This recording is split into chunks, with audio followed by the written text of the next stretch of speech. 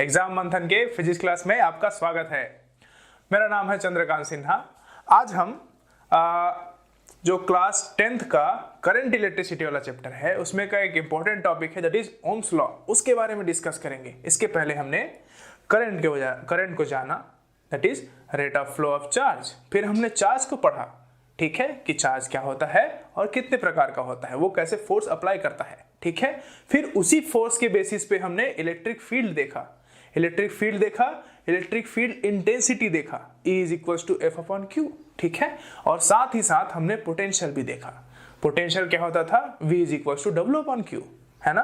किसी चार्ज को इन्फिनिटी से किसी इलेक्ट्रिक फील्ड में लाने में जो वर्क करना पड़ता है दैट इज उसको हम बोलते थे पोटेंशियल, ठीक है।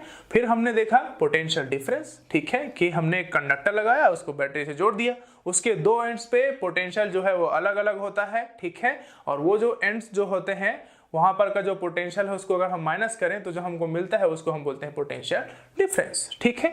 आज हम बात करेंगे ओम्स लॉ का। ओम्स लॉ जो है वो करंट इलेक्ट्रिसिटी के लिए बहुत ही इंपॉर्टेंट हो जाता है, ठीक है। क्यों? क्योंकि वो आपको रिलेशन बताता है पोटेंशियल और करंट के बारे में, ठीक है, कि आप किसी सर्किट में कितना पोटेंशियल अप्लाई किए हो, कितना वोल्ट का बैटरी आपने यूज किया है वहां पर पोटेंशियल देने के लिए, और उस हिसाब से आपका करंट कितना आपको मिल रहा है, ठीक है, उस बारे में बात करता है ओम्स लॉ, ठीक है। तो आज हम बात करेंगे ओम्स लॉ के बारे में, तो चलिए स्टार्ट करते हैं, ठीक है। Ohm's law, Ohm's law, Ohm's law, ये ऐसा, ठीक है, ओम्स लॉ, ठीक है। अगर हम इसके फॉर्मूले में जाएं तो फॉर्मूले से पहले डायग्राम आपको भी ऐसे ही करना है। पहले डायग्राम बनाएंगे, एक कंडक्टर बनाएंगे, ठीक है। मुझे लगता है कि आपका कंडक्टर का कॉन्सेप्ट जो है वो क्लियर होगा, ठीक है। अगर कंडक्टर का कॉन्सेप्ट क्लियर नहीं है, आपको लग रहा है कि सर कंडक्टर क्या होता है जो हमको नहीं समझ में आ रहा है, तो प्लीज कमेंट करके बताएं, ठीक है, हम उसके बारे में भी बात करेंगे, ठीक है।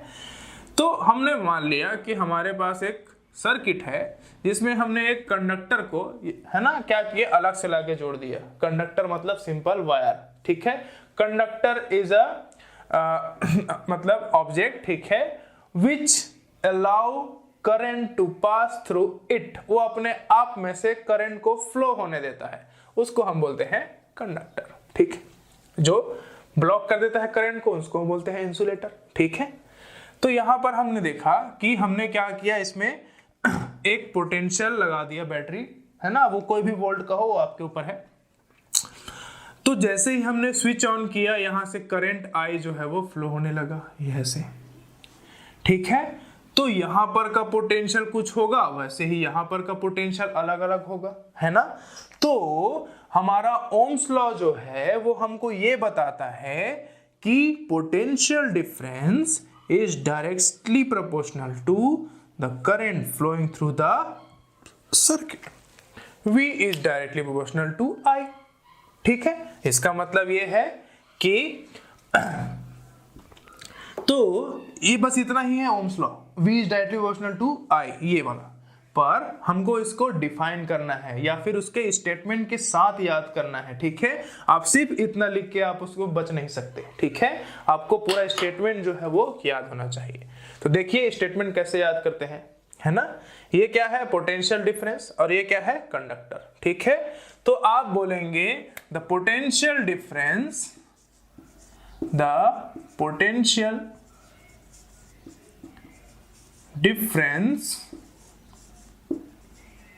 यही है ना पोटेंशियल डिफरेंस V, वैसे लिखते हैं the potential difference applied across the conductor,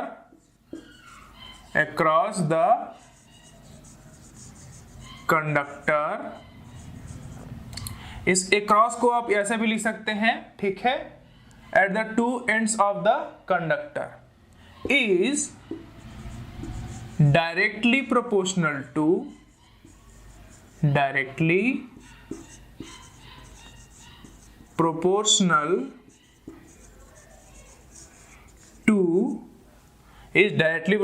to the current directly proportional to the current flowing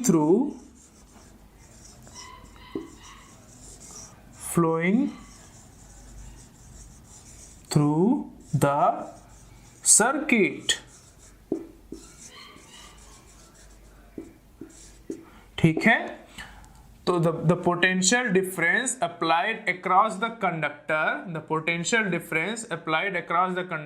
is directly proportional to the current flowing through the circuit when, condition है, when length and temperature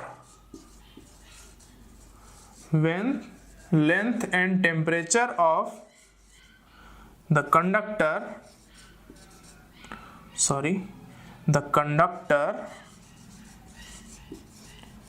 remains constant।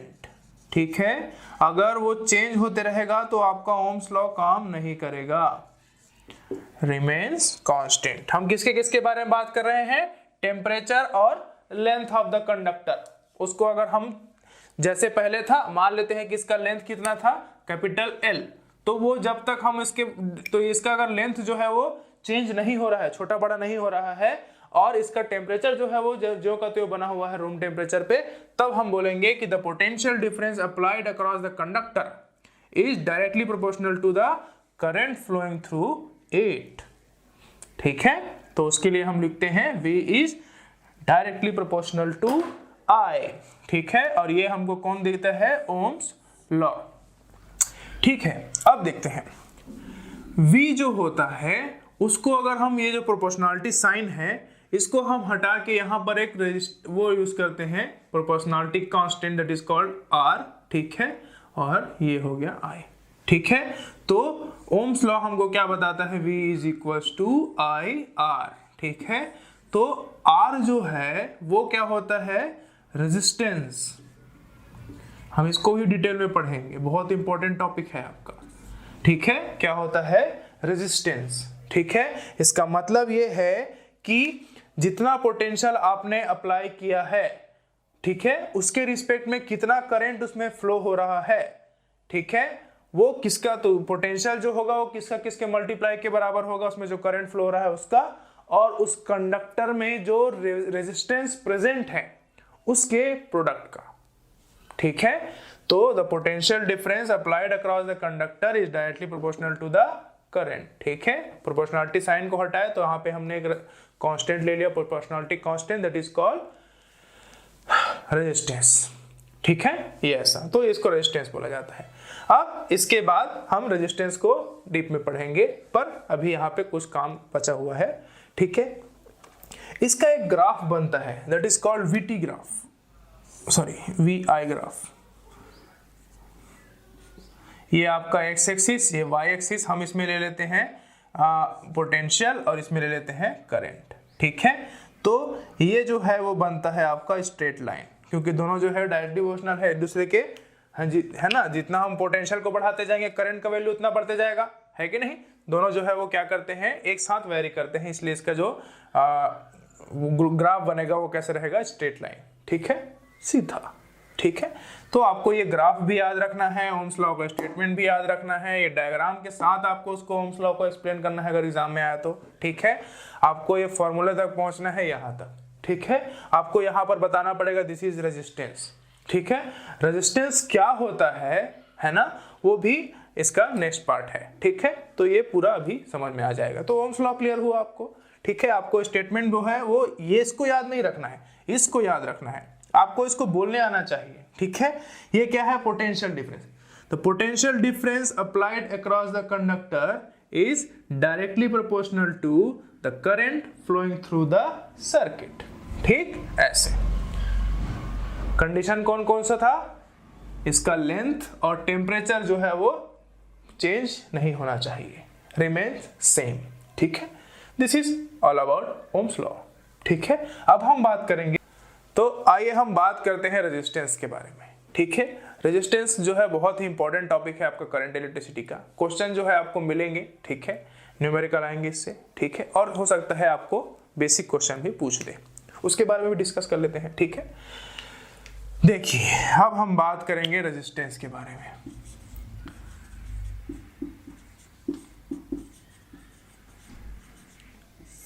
क्या होता है resistance, ठीक है। तो Ohm's law का ही एक part हो जाता है आपका रेजिस्टेंस, ठीक है। तो एक बात करते हैं, रेजिस्टेंस जो होता है ये जो है किसी भी ऑब्जेक्ट का, मैटर का प्रॉपर्टी होता है, किसी भी कंडक्टर का प्रॉपर्टी होता है which provide restriction for the flow of current, ठीक है। ये क्या करता है, डायरेक्शन, जैसे करंट फ्लो हो रहा है उस सर्किट में तो उसके लिए वो क्या प्रोवाइड करता है, रेस्ट्रिक्शन प्रोवाइड करता है, उसको रोकने की कोशिश करता है, भाई रुक, ऐसे, ठीक है। तो किसी सर्किट में करंट जो है वो फ्लो होता है, पर हमने देखा जितना हम पोटेंशियल दे रहे हैं उतना करंट हमको नहीं मिलता है, कुछ करंट जो है वो लैप्स हो जाता है तभी, या फिर कुछ पोटेंशियल जो है वो लैप्स हो जाता है तभी। तो हमने देखा कि पोटेंशियल डिफरेंस जो है वो किसके बराबर होता है, आई आर के, ना कि आई के, है ना। तो वहां पर जो रेजिस्टेंस है वो क्या करता है, अपना इफेक्ट दिखाता है और कुछ पोटेंशियल को क्या करता है, वो एब्जॉर्ब कर लेता है। तो जितना पोटेंशियल वहां से बाहर निकलता है उसके कारण से आपके सर्किट में क्या होता है, करंट फ्लो होने लगता है। तब हम बोलते हैं कि potential difference is directly proportional to the current flowing to the circuit, ठीक है। तो यहां पर रेजिस्टेंस, तो रेजिस्टेंस क्या होता है, ठीक है, ये जो है किसी भी ऑब्जेक्ट या कंडक्टर का प्रॉपर्टी होता है जो क्या करता है, रेस्ट्रिक्शन प्रोवाइड करता है, which provide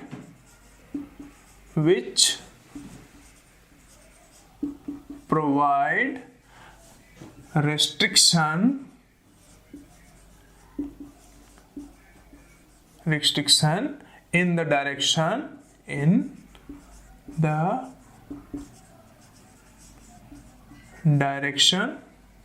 of flow of current, ठीक है। करंट को रोकने की कोशिश कौन करता है, रेजिस्टेंस, ठीक है, यस, सिंपल, ठीक है। तो यहां पर रेजिस्टेंस का फॉर्मूला क्या होगा, R इज या फिर ऐसे लिख सकते हैं इसको, V इज इक्वल टू क्या निकाला था हमने, आई आर, तो R इज इक्वल टू कितना हो जाएगा, V बाय आई, ठीक है। तो इसका यूनिट क्या होगा, वोल्ट पर एम्पियर, ठीक है। और इसी को बोला जाता है V अपॉन A को बोला जाता है ओम, ठीक है। साइंटिस्ट के नाम पे ही हमने दे दिया इसका यूनिट ओम। तो आपको याद रखना है SI unit of resistance is ohm, ठीक है। V by A is ohm, ठीक है। तो रेजिस्टेंस क्या होगा, विच प्रोवाइड रेस्ट्रिक्शन, या फिर the property of matter which provide restriction in the direction of flow of current, ठीक है। तो V is equal to I R, R is equal to V by I, ठीक है, यस। किसी सर्किट में हम रेजिस्टेंस लगा देते हैं, कैसे लगाते हैं, तो देखिए मान लेते हैं कि हमारे पास एक सर्किट है, ये हमारे पास सर्किट है, इसमें हमको रेजिस्टेंस लगाना है। तो हमने क्या किया, इसमें ये ऐसे जिगजैग वे में इसको ऐसे लगाते हैं, ये होता है रिप्रेजेंट करने का तरीका, ये से। तो हमारे पास ये पूरा एक कंडक्टर हो गया, ये पॉजिटिव टर्मिनल, नेगेटिव टर्मिनल, यहाँ पे करंट जा रहा है, यहाँ से करंट आ रहा है, इसमें अगर क्या है, रेजिस्टेंस है R, करंट कौन सा है, I, तो ये जो पोटेंशियल का वैल्यू होगा वो कितना होगा, I इंटू R, समझे, ठीक है, ऐसे, ठीक है। तो दिस इज रेजिस्टेंस, सिंपल, ठीक है। जैसे आप जाते रहते हैं गाड़ी में, बाइक में जा रहे हैं 70-80 की स्पीड में, ठीक है, अचानक से स्पीड ब्रेकर आ गया, ठीक है। अब एक स्पीड ब्रेकर आया था, उसका स्पीड कम हो गया, आप सोचो कि वहां पे पूरा स्पीड ब्रेकर का झड़ी लगा हुआ है, बहुत सारे स्पीड ब्रेकर को एक साथ बना दिए, तो आप जाहिर सी बात है आपका जो फ्लो है वो कम होगा कि नहीं होगा। सेम यहाँ पे करंट के केस में होता है, वो कौन प्रोवाइड करता है, वैसा रेजिस्टेंस, इसलिए उसको नाम भी दिया गया है रेजिस्टेंस, ठीक है। और वो काम भी वैसे ही करता है, क्या करता है, करंट को रेस्ट्रिक्ट करने का कोशिश करता है, ठीक है। तो ये ऐसा, तो दिस इज रेजिस्टेंस, ठीक है। रेजिस्टेंस जो है बहुत ही इंपॉर्टेंट का क्या बोलते हैं, प्रॉपर्टी होता है किसी भी ऑब्जेक्ट का, ठीक है। कभी कभी हमको क्या चाहिए, करंट जो है हम ऐसा चाहते हैं कि हम एक ऐसा मटेरियल यूज करें जिसमें रेजिस्टेंस ना हो, पर ऐसा पॉसिबल नहीं है। ठीक है, रेजिस्टेंस जो है वो टेम्परेचर के साथ वेरी करता है। ओम्स लॉ में हमको बोला कि उसका टेम्परेचर जो है वो क्या होता है, फिक्स होना चाहिए, चेंज नहीं होना चाहिए। इसका मतलब ये है कि आपका रेजिस्टेंस जो है वो टेम्परेचर के साथ वेरी करता है ना। तो देखिए, हम एक ऐसा कंडक्टर चाहते हैं जिसमें रेजिस्टेंस ही ना हो। ठीक है, तो उसको बोला जाता है सुपर कंडक्टर्स। ठीक है, तो सुपर कंडक्टर हम कैसे बनाते हैं, उसके टेम्परेचर को रिड्यूस करके, टेम्परेचर को रिड्यूस करते हैं। ठीक है, उसका रेजिस्टेंस जो है वो क्या होते जाता है, कम होते जाता है।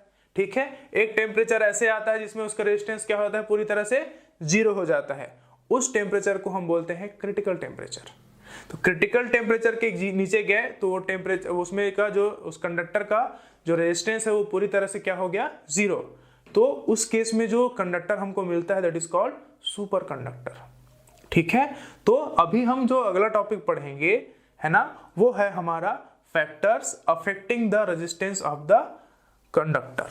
ठीक है, आइए देखते हैं रेजिस्टेंस जो है उसको कौन कौन से फैक्टर जो है वो इफेक्ट करते हैं, उसके बारे में पढ़ना है। ये बहुत ही इजी है लेकिन बहुत ही इंपॉर्टेंट हो जाता है आपको याद रखने के लिए। ठीक है, अगर आप इतनी सी चीजों को याद नहीं रख पा रहे हैं तो आप थोड़ा खतरे में हैं।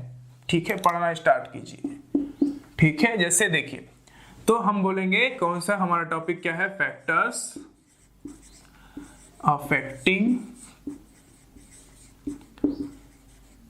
या फिर अफेक्टिंग ना लिख के फैक्टर्स ऑन विच, या फिर फैक्टर्स ऑन रेजिस्टेंस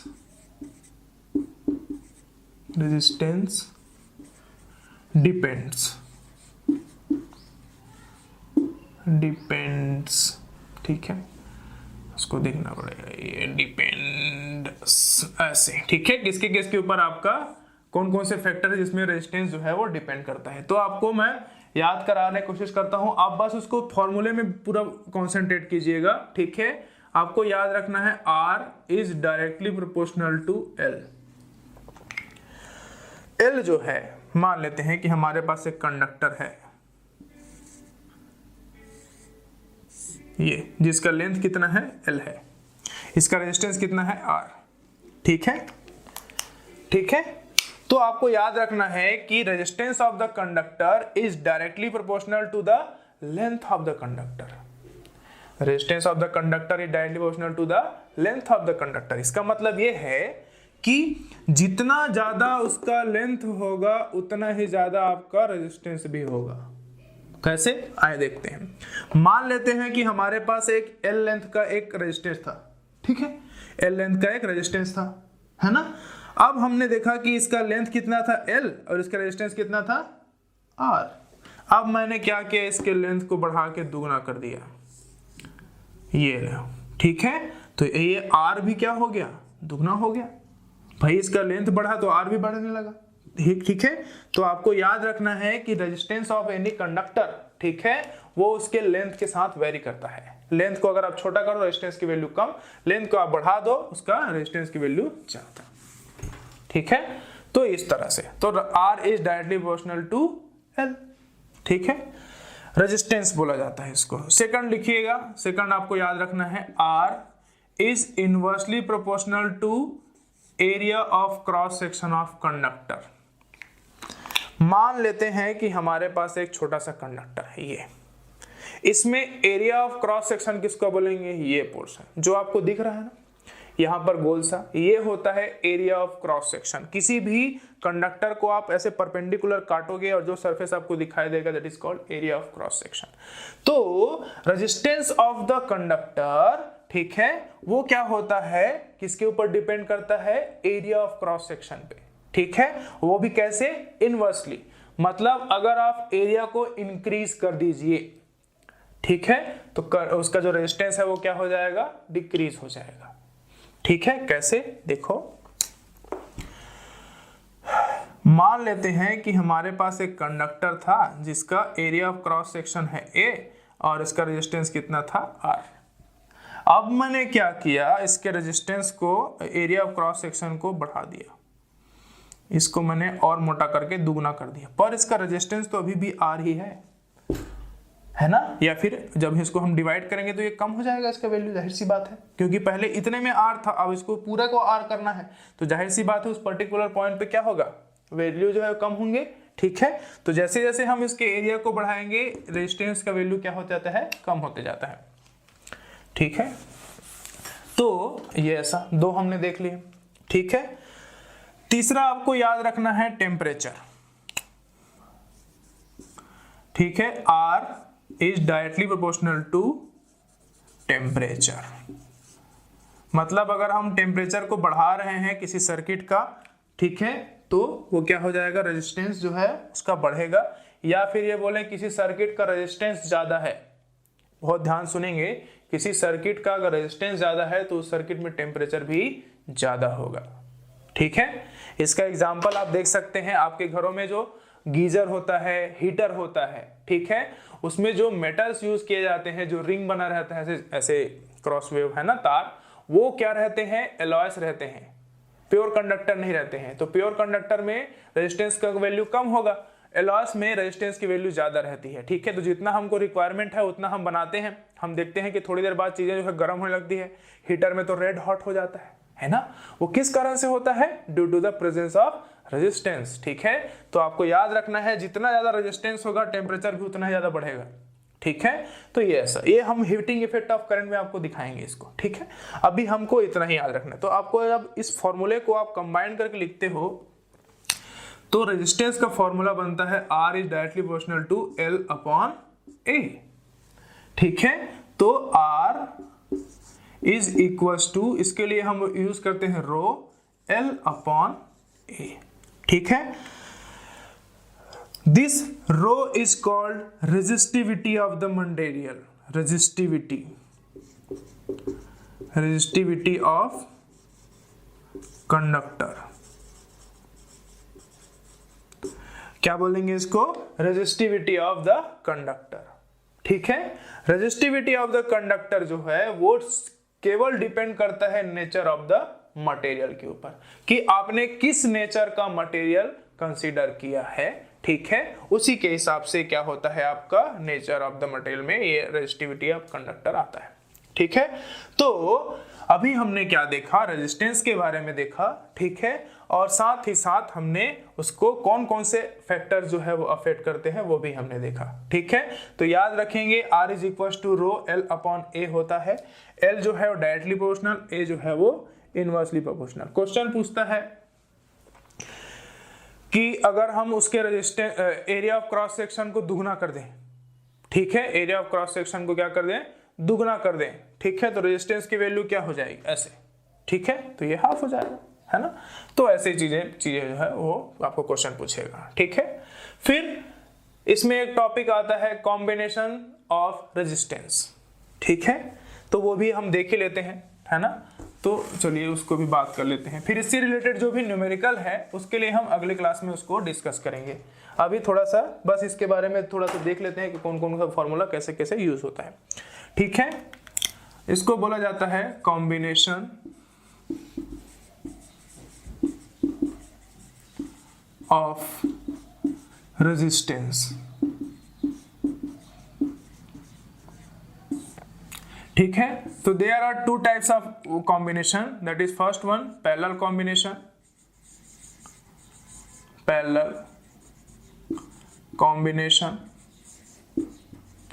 एंड दूसरा कौन सा होगा आपका, सीरीज कॉम्बिनेशन।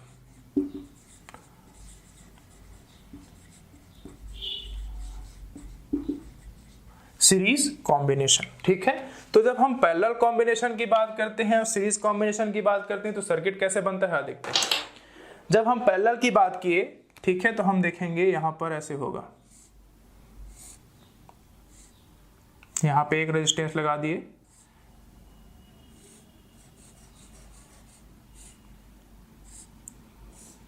ये ऐसा,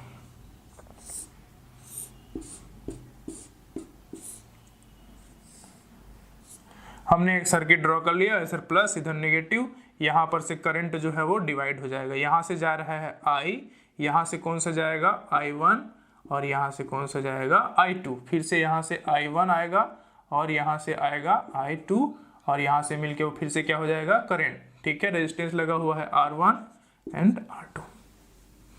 ये जो है देखिए जहां पर करंट डिवाइड होता हुआ दिखे आपको, ठीक है, करंट जो है वो क्या हो दो रास्तों में चला जाए अलग अलग बट के, तब आपको समझ जाना है कि वो कौन सा कॉम्बिनेशन होगा, पैरेलल कॉम्बिनेशन। ठीक है, ठीक है। और जब हम सीरीज की बात करेंगे, ठीक है, तो एक कंडक्टर को हमने ऐसे जोड़ा रेजिस्टेंस को, दूसरे रेजिस्टेंस को ऐसे जोड़ा और इसमें हमने एक और तीसरा रेजिस्टेंस लगा दिया। तो जब रेजिस्टेंस जो है वो एक के पीछे एक लगे हो, ठीक है, तब हम उसको बोलते हैं सीरीज कॉम्बिनेशन। हम प्लस, ये नेगेटिव, ये यहाँ पे करंट जा रहा है I, यहाँ पर भी I ही होगा, यहाँ पर भी I ही होगा, बस यहाँ पर पोटेंशियल डिफरेंस जो है वो चेंज हो जाएगा। यहाँ पर पोटेंशियल आ जाएगा V1, V2 और ये V3। आपको मैंने बताया था कि जब रेजिस्टेंस होता है कि सर्किट में दोनों का पोटेंशियल जो है वो अलग अलग होता है, हम उसको क्या बोलते हैं, पोटेंशियल डिफरेंस। ठीक है, तो यहाँ पे क्या हो गया V1, V2, V3। यहाँ पर देखिए जो आपका पोटेंशियल होगा वो इस पॉइंट पे अलग, मतलब एक ही जैसा होगा तीनों, यहाँ पे इस पॉइंट और इस पॉइंट के भी, सॉरी यहाँ पे ये ऐसा, यहाँ से ऐसे पॉइंट यहाँ पर।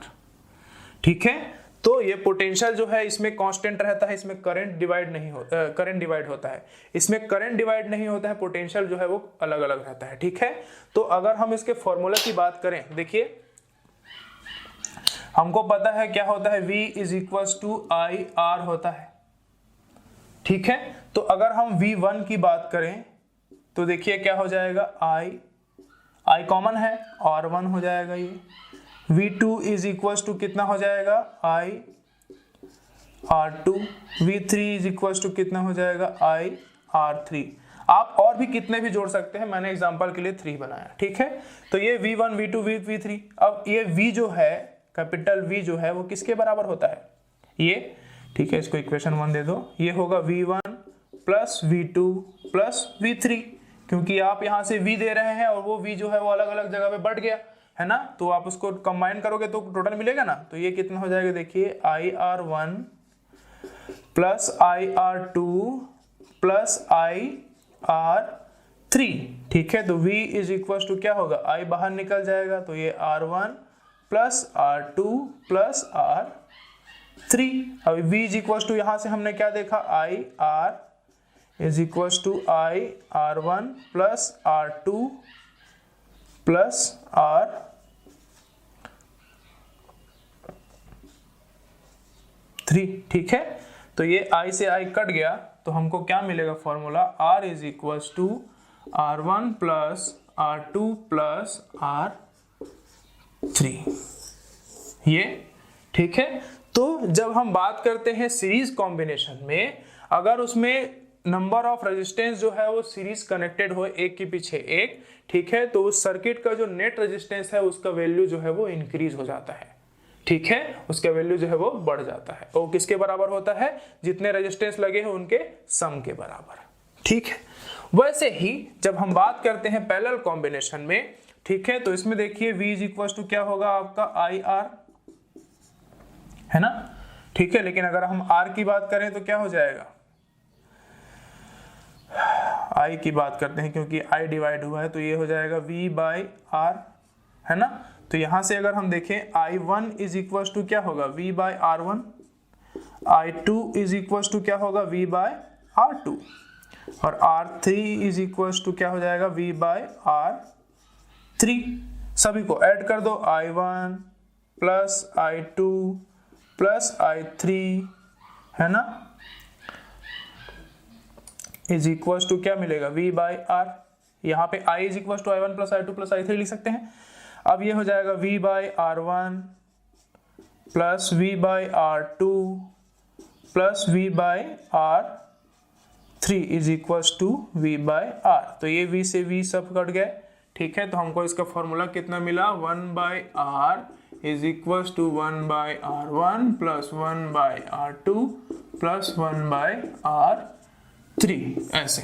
तो जब हम बात करते हैं parallel combination of the resistance into the circuit, ठीक है, तो उसका वैल्यू जो है वो क्या हो जाता है, डिक्रीज हो जाता है। ठीक है, तो पैरेलल और सीरीज कॉम्बिनेशन, पैरेलल में क्या होता है, वैल्यू जो है वो डिक्रीज होता है, सीरीज में क्या होता है, वैल्यू जो है वो इंक्रीज होता है। ठीक है, तो ये था ओम्स लॉ और रेजिस्टेंस के बारे में बातें। ठीक है, हम अगली क्लास में इसका न्यूमेरिकल के बारे में बातें करेंगे। ठीक है, अभी के लिए इतना ही।